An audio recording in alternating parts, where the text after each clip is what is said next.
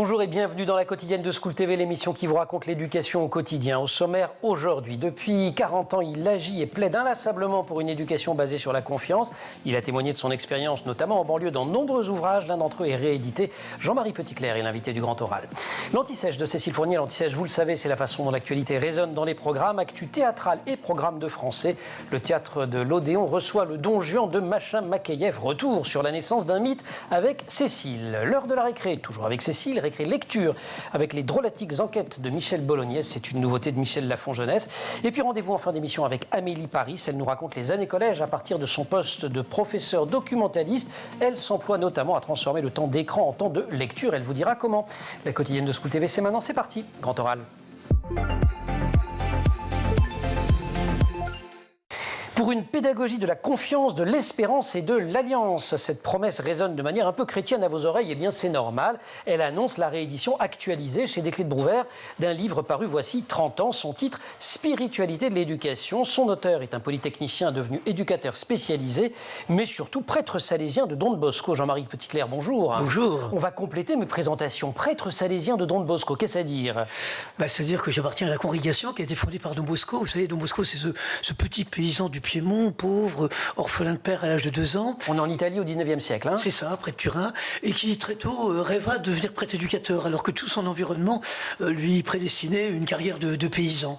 Il s'est accroché à ce rêve.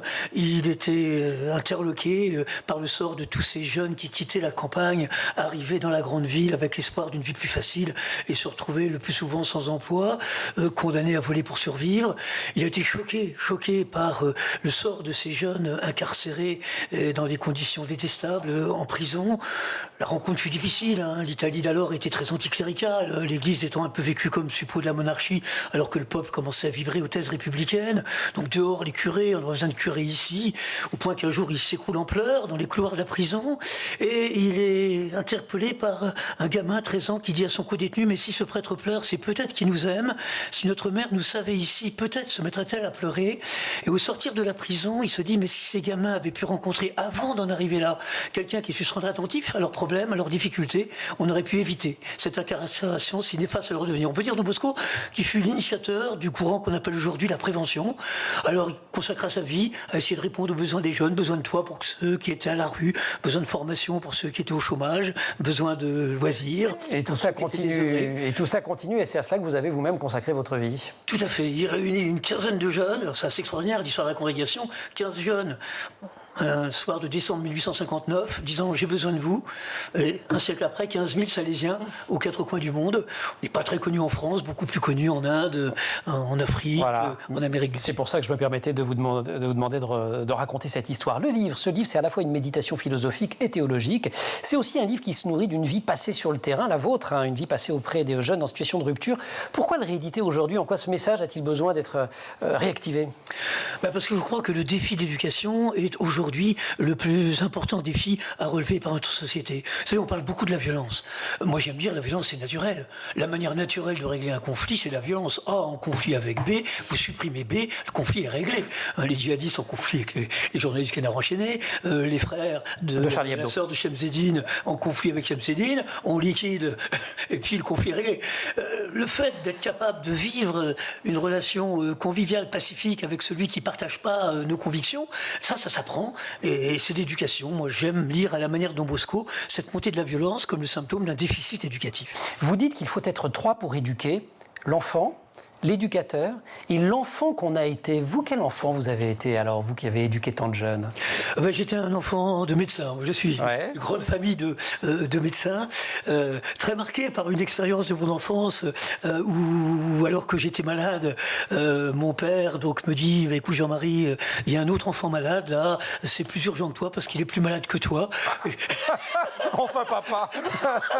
Voilà. Et je crois que c'est une expérience marquante. Enfin, je dis, une maman infirmière, enfin voilà, et ce désir effectivement d'être quand même attentif à la souffrance. Je crois que je suis, voilà, fait partie de ces gens où je dis un peu à la manière de l'abbé Pierre qu'il y a deux catégories de personnes, hein, ceux qui sont indifférents à la souffrance de l'autre et puis ceux qui se sentent interpellés par la souffrance de l'autre. Vous faites donc les études dont beaucoup de parents rêvent pour leurs enfants, Polytechnique, et après vous dites, non, je serai éducateur spécialisé, puis prêtre, mais j'allais dire, c'est quand même le souci de l'autre qui vous habite à ce moment-là de l'histoire. Oui, et puis la découverte, quand j'étais à l'X, je préparais l'ENA, puis j'ai eu un grave accident. Ah oui, bah, c'est tant qu'à faire. J'ai eu un grave accident de sport, parce que je pratiquais donc le sport de haut niveau, avec une longue immobilisation. Et c'est un peu sur ce lit d'hôpital que je me suis rendu compte que finalement j'avais plus de bonheur dans mes activités de chef scout que dans le fait, je travaillais beaucoup avec Jacques Attali à l'époque, qu'à préparer les dossiers, etc. Je me suis dit, attends, on n'a qu'une vie, si vraiment c'est l'éducation qui est Alors j'y vais. ton champ, et bien va vers l'éducation. Vous repartez dans ce spiritualité de l'éducation, de l'étymologie d'éduquer, conduire hors d'eux. Oui, j'aime bien m'appuyer sur la racine des mots. Éduquer vient du latin exutere, conduire hors d'eux. Conduire hors de cet état un peu fusionnel de l'enfance pour guider effectivement le jeune vers cet état d'autonomie, d'âge adulte, et avec au milieu cette crise de l'adolescence. Je préfère parler de crise de l'adolescence que de crise de l'adolescent. En fait, c'est une crise de la relation de l'adolescent aux adultes, au monde, et comment accompagner l'éducateur, c'est celui qui marche aux côtés de l'enfant qui grandit. Et on va en parler de tout ça. La première étape à l'orée de l'adolescence, c'est de faire toute une série de deuils. Si vous voulez bien, on en parle juste après l'anti-sèche. Et tout ça, c'est dans Spiritualité de l'éducation qui vient d'être réédité avec quelques enrichissements tout de même chez Desclés de Brouvert. Cécile Fournier, l'anti-sèche. Cécile, bonjour. Bonjour. Vous nous emmenez au théâtre aujourd'hui, puisque on va réviser aussi les cours de français. On va parler du Don Juan de Molière. Oui, parce que jusqu'au 19 mai, au théâtre de l'Odéon de l'Europe à Paris, se joue un Don Juan de Molière, mis en scène par Masha Makayev. L'occasion de parler donc de cette pièce essentielle dans l'œuvre de Molière, mais aussi de ce personnage grand séducteur, sans scrupules, un nom qui est rentré dans le langage courant. Et oui, c'est un mythe, Don Juan, une pièce jouée pour la première fois en février 1665. Oui, sous le nom de Don Juan ou le festin de Pierre au théâtre du Palais Royal, mais elle est censurée après 15 représentations seulement. Molière est accusé d'hérésie et de subversion politique. Eh bien, il faut dire qu'il n'est pas tendre avec le clergé. Non, pas tellement. Mais en fait, Molière l'écrit après... On n'a pas fait exprès, mon père, de prendre ce sujet-là aujourd'hui. Molière l'écrit après la censure du Tartuffe qu'il n'a pas du tout digéré. Ouais. Donc, il décide d'y aller franco. Donc, Don Juan est un athée et incite les gens à pécher. Mauvais premier point, je veux dire. Ouais. Le valet est le seul personnage religieux de la pièce. Il est décrit comme superstitieux. Ce qui n'est pas prévu non plus par la religion. Ouais. Bon, bah voilà, donc il n'en faut pas plus pour que le texte soit sabré. Et le texte que l'on connaît aujourd'hui, c'est le Don Juan qui est censuré. On n'a pas le texte initial. Donc le Don Juan censuré s'appelle Don Juan et le festin de Pierre. Bon, l'histoire, c'est quand même toujours la même, celle d'un homme qui séduit des femmes. C'est un comportement qui finit par causer sa perte. Évidemment, alors au début de la pièce... Il énerve le papa, au passage. Au début de la pièce, il tue le commandeur, le père de Donna Anna, puis il tente de séduire à nouveau Donna Elvire, dont il s'était déjà débarrassé avant, bon bref, voilà. Ensuite vient autour de la belle Charlotte, d'où la réplique de Don Juan qui dit « Tout le plaisir de l'amour est dans le changement ». Ce à quoi Donna Elvire, elle n'est pas d'accord. Donc, elle lui tend une embuscade avec ses frères dont il réchappe. Voilà, donc, et Don Juan est confronté à la fin, on le sait, à la statue du commandeur, qui revient se venger et le condamne à l'enfer pour ses péchés. Le tout en 5 actes, mélangeant comédie et tragédie, et le tout en prose. Alors, je dis que c'est un mythe. Un mythe, c'est un récit qui se transmet au fil des siècles, parce que ce personnage, il est pas né dans l'imagination de Molière. Non, il y a Tirso de Molina avant lui. Exactement, en 1630, Tirso de Molina, qui est en réalité le père Gabriel, et à qui on doit la pièce L'abuseur de Séville et le convive de Pierre, texte qui va passer la frontière et qui va se retrouver en Italie, qui va être récupéré par la Commedia dell'arte, et donc on en fait Harlequin devient, lui, c'est Harlequin qui devient l'espèce de coureur de jupon. Oui, il repasse la frontière, il revient, et Molière donc l'adapte et en fait le texte qu'on connaît en 1665. Et ce personnage, ce mythe, inspire des siècles et des siècles durant, encore maintenant d'ailleurs. Il est partout, théâtre, littérature, cinéma. Plus d'un siècle après le Don Juan de Molière, en 1787, Da Ponte tire un livret que Mozart met en musique, ça devient Don Giovanni. Mérimée se sert de ce personnage dans son livre Les âmes du purgatoire, publié en 1834. On le retrouve dans la pièce de Monterland en 1954. 1956 dans La mort qui fait le trottoir, ou encore en 1991, plus récemment, Eric Emmanuel Schmitt dans La nuit de Valogne renouvelle l'image de Don Juan en expliquant le personnage par le biais d'une homosexualité refoulée. Et puis au cinéma aussi, il y en a plein. En 2022, le film Don Juan, réalisé par Serge Boson, avec Tahar Rahim et Virginie Efira, présente, alors là c'était assez étonnant, un Don Juan obsédé par une seule femme, celle qui l'a abandonné. Et bon, alors évidemment, ça c'est quelques exemples parmi des milliers. On peut rajouter les Don Juan de Léna ou de Pouchkine, grand Don Juan romantique. Vous me regardez avec des yeux comme ça. Non, c'est vrai. Mais qu'est-ce que j'ai oublié. Et voilà. On ne peut pas tous les citer. FR 315, UV de littérature comparée, Sorbonne, fin des années 80, le mythe de Don Juan. Ok. J'ai fait ça quand j'étais petit. Cette nouvelle mise en scène de Don Juan au Théâtre de l'Europe, elle offre une autre lecture. Mais oui, parce qu'elle déplace la pièce du XVIIe siècle, un siècle suivant, le siècle de Laclos et de Sade, pour reposer la question du libertinage. Elle offre une nouvelle lecture de la pièce qui peut être encore vue différemment. En fait, Molière n'a jamais été aussi actuel, on le dit, on le redit, on le redit. On le redit. Voilà. Merci beaucoup pour cette recommandation théâtrale. Vous nous ferez tout à l'heure une recommandation roman jeunesse dans la récré. On va se retrouver. Vous êtes chroniqueuse culture en fait aujourd'hui. Allez, totalement. Grand oral, Jean-Marie Petitclerc. Que faut-il pour que l'acte d'éduquer soit possible? Il faut que 3 conditions soient réunies, écrit Jean-Marie Petitclerc dans Spiritualité de l'éducation, ce livre qui vient d'être réédité. On va les passer en revue si vous voulez bien. La première de ces conditions, c'est la confiance en l'éducabilité des jeunes. Bah oui. Il faut y croire tout le temps. Tout le temps. Et ne jamais figer l'enfant, l'adolescent à ses comportements ou à ses performances d'aujourd'hui. Je crois qu'on est capable d'éduquer que si on est convaincu de ce postulat d'éducabilité. Vous n'avez jamais douté, parce que vous, dans vos différences, vous avez créé des associations, vous avez été éducateur spécialisé pendant des années. Il n'y a pas des moments où vous allez dire, avec lui ou avec elle, j'y arriverai jamais. J'ai envie de dire que le travail d'éducateur, c'est un travail d'équipe. Et donc, l'important, c'est d'avoir une équipe soudée. Et très souvent, quand un membre de l'équipe a un petit peu partagé par le doute, il y en a un autre pour lequel ça marche bien. Et je crois qu'on se soutient. Je crois que vraiment, c'est un métier qu'on ne peut pratiquer qu'en équipe. Deuxième condition, pour pouvoir éduquer, l'idée qu'on éduque pour demain. Ah oui, et ça, une des grandes difficultés, c'est la capacité à se projeter dans l'avenir. On parle beaucoup aujourd'hui, par exemple, que les jeunes auraient perdu le sens de l'effort. Bon, j'ai envie de dire que l'effort pour l'effort, c'est pas une valeur en soi, c'est du masochisme. Parce qu'une valeur, c'est l'effort pour atteindre un objectif qu'on s'est fixé. Et la difficulté de nombre de jeunes, c'est comment se fixer des objectifs. Ce qui donne sens à l'effort, c'est l'objectif. La crise que connaît le collège aujourd'hui est très souvent liée au fait que des jeunes ne voient pas trop le sens de ces disciplines qu'on leur inculque.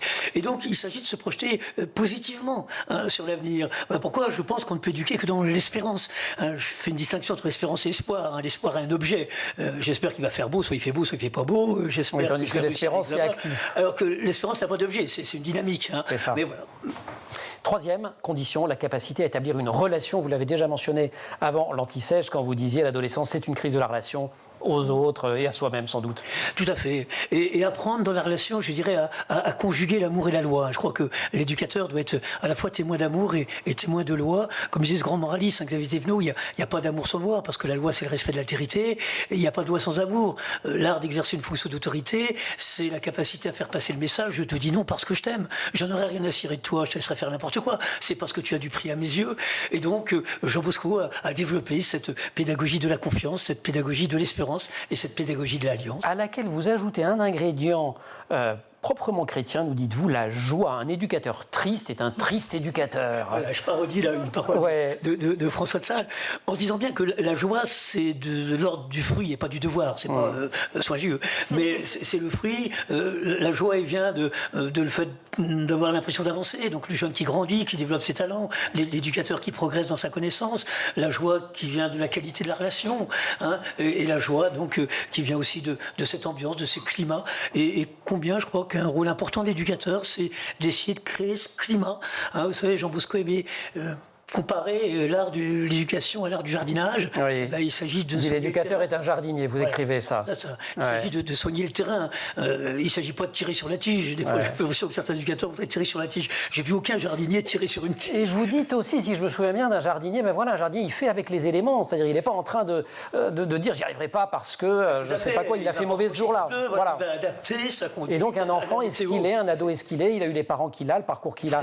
L'humour, vous insistez aussi sur l'humour en disant attention quand même, attention à l'ironie. Ça, c'est méchant, l'ironie. Mais l'humour, c'est chouette. Oui, la grande différence, c'est que l'ironie, je me moque de l'autre, alors que l'humour, je prends de la distance, je me moque autant de moi que de l'autre. Hein, c'est ça, prendre de la distance par rapport à la situation. Et j'aime bien ce mot parce que c'est un peu une conjugaison de humilité et d'amour. Enfin, je veux dire, voilà, c'est surtout de ne pas se prendre trop au sérieux.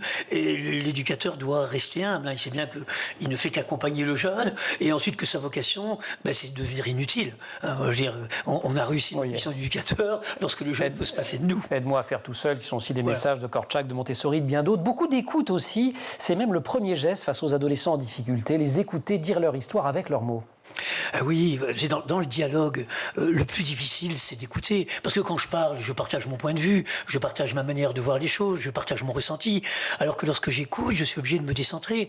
C'est essayer de percevoir le ressenti du jeune, qui peut être très différent du mien, et essayer de percevoir ses raisons. C'est le fil rouge de ma conduite éducative, c'est que quel que puisse être le comportement d'un jeune, d'un enfant, d'un adolescent, il a toujours ses raisons de l'adopter. Oh. Je dis pas qu'il a raison, il peut avoir tort, il se fait du mal, il fait du mal aux autres, mais il a ses raisons. Le gamin qui fugue, le gamin qui se drogue, le gamin qui délinque, le gamin qui veut se foutre en l'air, il a toujours ses raisons. Et tant que l'éducateur n'a pas effectué cette démarche compréhensive nécessaire à l'appréhension de ses raisons, c'est la réponse de l'éducateur qui risque d'être à côté de la plaque. Il me semble qu'on assiste non pas véritablement à une crise de l'autorité, mais plutôt à une crise de la crédibilité des porteurs d'autorité, écrit Jean-Marie Petitclerc dans son livre. Tiens, on va creuser cette question juste après la récré. Cécile Fournier. Notre chroniqueuse culture, Cécile Fournier, aujourd'hui. Vous marchez un petit peu sur les plates-bandes de Céline Luton, qu'on reçoit tous les vendredis ici, qui s'occupe de la librairie, mais elle va vous pardonner, j'en suis certain. Oui, vous avez un coup de cœur pour une nouvelle collection, Les Enquêtes de Michel Bolognaise. Je dis tout mon texte, je n'ai plus rien à dire. Votre texte donne l'info essentielle. Oui, de Antoine Salaire, ça vous l'avez pas dit. Non. C'est pour moi. Et Floriane Verne, édité chez Michel Lafon Jeunesse, dont les deux premiers volumes sont parus. C'est ce qu'on vous avait dit. Donc on a qui a dessiné la grosse vase violette, ça c'est une bonne question. Et qui a empoisonné Lily Confiture. Autre bonne question. Et les réponses sont dans ces livres de 64 pages. C'est des enquêtes policières. C'est des enquêtes policières. Alors, on a Michel Bolognaise, c'est pas le meilleur des commissaires de police. Moi je dis c'est le mélange. Il a l'air légèrement dépassé quand même le garçon. C'est entre Pierre Richard et Gaston Lagaffe. Ouais, ok. Donc il est maladroit et malchanceux, mais heureusement, il peut compter sur l'aide de sa petite voisine Yveline qui a 8 ans. Donc on a souvent besoin d'un plus petit que soi. C'est de quoi? C'est tiré de quoi? On a besoin d'un plus petit que soi. Bon, c'est pas grave. C'est une fable. C'est une fable de La Fontaine. Évidemment, le lion et le rat, bien sûr. C'est pas grave. Bravo. Allez. Bref, j'essaie d'élever Allez, le débat, revenez à Michel Bolognaise, avec des dessins signés Floriane Verne. Oui, et qui est une illustratrice et animatrice 3D. Et le texte, je l'ai dit, est signé Antoine Salaire. Qui est musicien. Qui est musicien, oui. Qui le devient parce qu'il écrit des chansons pendant ses cours à HEC où il s'ennuie. Je ne raconte pas cette émission aujourd'hui. J'ai fait Polytechnique, mais finalement, je vais devenir éducateur spécialisé. J'ai fait HEC. Non, mais je vais écrire des aventures de Michel Bolognaise. Faites des études. Moi, je vous le dis, c'est le moment de Parcoursup, là. Il compose, il interprète. Il est aussi arrangeur et producteur. Il a travaillé avec François Morel, qu'on rencontre en 2005. Et il a fait avec lui 2 albums et spectacles de chansons, mais aussi des spectacles de théâtre, où la musique est très présente, comme La fin du monde est pour dimanche en 2012. Il va écrire aussi des chansons pour Morane, Juliette Gréco. Il compose la musique du spectacle Vous n'aurez pas ma haine, adapté du livre d'Antoine Léris, mise en scène par Benjamin Guillard et interprété par Raphaël Personnaz et Lucrèce Sassella. Meilleur seul en scène des Molières en 2018. Et il trouve quand même le temps de faire plein de romans jeunesse, parce que c'est pas son premier. Et non, il en a fait d'autres. Il a fait La tête de l'emploi et la colonie des optimistes, édité chez Actes Sud Junior. Donc les enquêtes de Michel Bolognaise, c'est à partir de quel âge? C'est pour les 7-9 ans. 7-9 ans, génial, merci beaucoup. On va quand même retrouver Céline Luton vendredi avec ses bons conseils de lecture. Et Cécile, on vous retrouve vous aussi. Je me suis bien débrouillée. Chroniqueuse culturelle, mais extraordinaire. Il faut songer à en faire encore plus. Grand oral, Jean-Marie Petitclerc. On reçoit donc aujourd'hui Jean-Marie Petitclerc pour l'édition actualisée de Spiritualité en éducation qui vient de ressortir chez Desclés de Brouvert. Juste avant la récré, je citais un extrait sur la question de l'autorité. Pourquoi a-t-on le sentiment qu'elle s'affaisse, Jean-Marie Petitclerc? Je crois qu'il faut distinguer cette notion de pouvoir et celle d'autorité. Le pouvoir, je reçois de l'institution. L'autorité, si j'y réfléchis bien, elle m'est conférée par ceux auprès de qui je l'exerce. 2 enseignants dans un collège ont le même pouvoir, même délégation du chef d'établissement pour assurer la discipline, ils n'ont pas la même autorité. Et l'autorité, quand je dis que c'est pas une crise d'autorité, je dis que l'autorité aujourd'hui, si hier elle s'appuyait sur le statut, aujourd'hui elle va s'appuyer sur la crédibilité de celui qu'on est le porteur. J'aime dire qu'on est passé d'une autorité statutaire à une autorité relationnelle. Et pour que le porteur soit digne de confiance et puisse faire autorité, oui. encore faut-il qu'il soit jugé comme crédible par l'enfant, par l'adolescent. Donc il y a une notion quoi d'exemplarité? Alors, je préfère pas les termes de Ouais. cohérence. Cohérence, j'irais faire, parce que s'il fallait que les enfants attendent que tous les adultes soient exemplaires, On est mal barré. notre mission éducative, il risquerait d'attendre longtemps. Je veux même avoir l'humilité de reconnaître que parfois, suite à un état de fatigue important ou un état de préoccupation trop important, je peux avoir peut-être telle parole ou telle posture un peu décalée par rapport à cette spiritualité de François de Sales. Mais à ce moment-là, il s'agit de reconnaître son erreur. Non, voilà.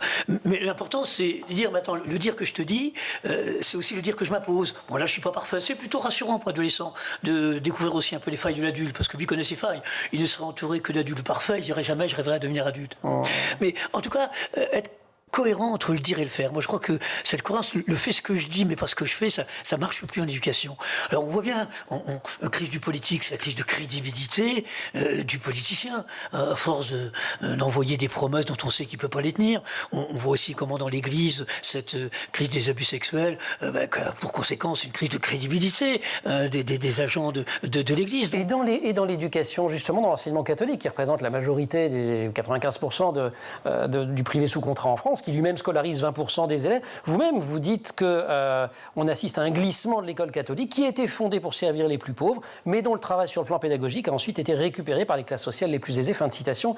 C'est dans Spiritualité de l'éducation.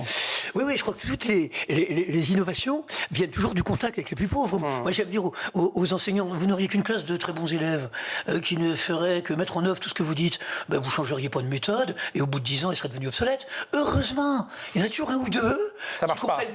Qui posent question, qui vous aident à vous remettre en cause. Et c'est toujours ces un ou deux là, finalement, qui nous font progresser. Je crois qu'on progresse. Moi, je vois combien de ces jeunes en difficulté, que j'ai parfois eu du mal à comprendre, m'ont fait progresser dans mon art d'éducateur spécialisé.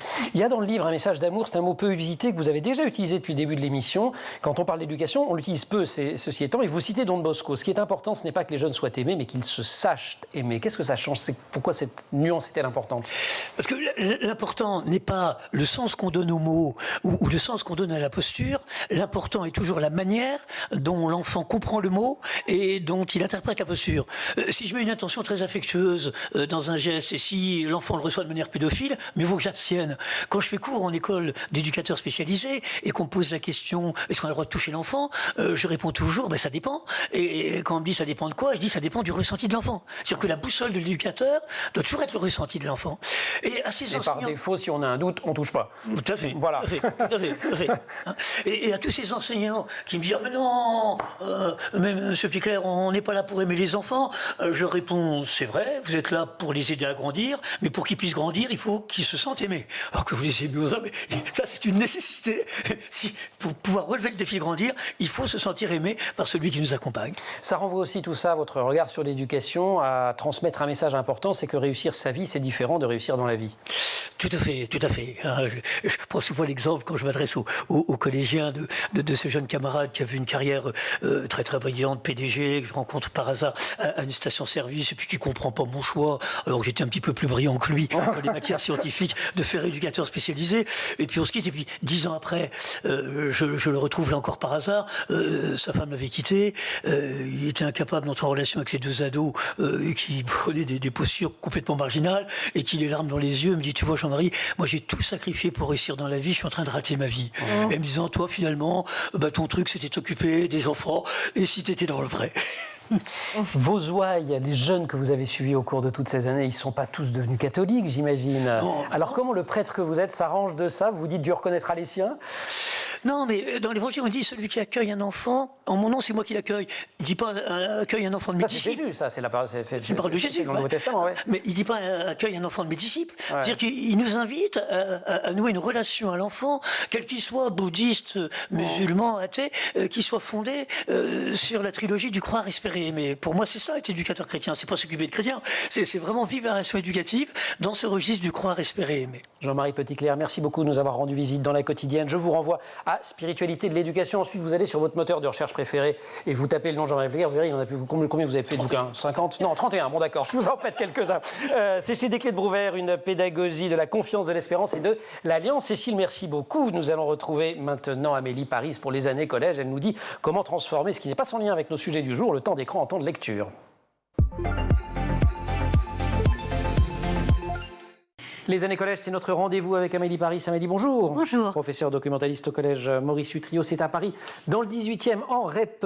Et vous mettez en œuvre beaucoup d'actions pour inciter vos élèves à la lecture. Ça fait partie de vos missions. Aujourd'hui, vous nous parlez d'une appli Nabook qui a pour objectif de mettre les récits au format du 21e siècle. Et oui, c'est une application qui a été créée en 2021 et Carole Fogarassi, l'un des cofondateurs, se décrit comme un chevalier de la littérature du 21e siècle. Il qualifie son application de sorte de Netflix de la littérature pour les 7-14 ans, dont le but est de transformer leur temps d'écran, qui est actuellement de 4h42 pour les jeunes de 10 ans. C'est énorme. Donc, transformer le temps d'écran en temps de lecture. Alors, après une école d'ingénieur et un master d'entrepreneuriat, et surtout après une soirée de Noël, ça compte plus. Pendant laquelle tous les parents autour de la table s'étonnaient de ne pas réussir à faire lire leurs enfants, selon lui le seul sujet qui les rassemble, eh bien il a eu cette idée d'amener les jeunes à la lecture en partant de ce qu'ils aiment, de leurs habitudes, et donc de faire des écrans un allié de la lecture plutôt qu'un ennemi. Ok, qu'est-ce qui est innovant alors dans Nabook? Alors Nabook va reprendre les codes des grandes sociétés numériques comme Netflix et WhatsApp. Alors chaque titre est une série qui va être feuilletonnée en épisodes courts, et chaque épisode va pouvoir se lire à la manière d'une discussion instantanée. On va donc lire en scrollant, c'est-à-dire en faisant défiler son écran du bas vers le haut, donc comme si on était sur WhatsApp, sauf que le texte est celui des éditeurs. Okay. Donc le texte, lui, va être encapsulé dans des bulles de couleurs, avec un code couleur très précis, le gris pour la narration, et chaque personnage, après, a son code couleur différent, et chaque personnage a donc sa couleur. Ouais, il va s'amuser pour la guerre et la paix, mais bon bref, il y en a des centaines, non mais c'est pas grave. Alors certaines fonctionnalités vont enrichir le texte et le rendre encore plus accessible, comme des définitions de mots difficiles ou le choix de la police pour notamment les adolescents porteurs de troubles 10 qui vont pouvoir donc personnaliser leur lecture. Bon, c'est assez génial, mais qu'est-ce qu'on lit finalement? Vous nous aviez parlé une fois des webtoons, les bandes dessinées numériques qu'on lit aussi en scrollant, mais là sur Nabook? Oui, alors l'idée de Nabook est de mettre en valeur les genres devenus moins populaires, donc pas de manga, pas de manhwa, mais plutôt des contes, les romans qui sont de plus en plus délaissés. Les manhwa.